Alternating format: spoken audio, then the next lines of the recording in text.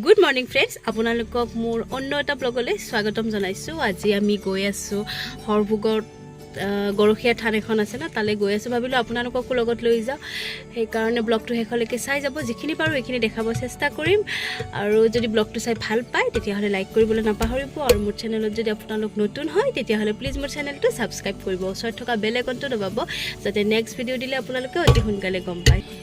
চাওক ল'ৰা আৰু মই বহা অৱস্থাটো, এই কোচত নবহে, এনেকৈ মোক অকণমান জেগাত বহিব দিছে, সি নিজে ভালকৈ বহি দিছে। অকল মোক কেমেৰাটো উঠাই দি আছোঁ।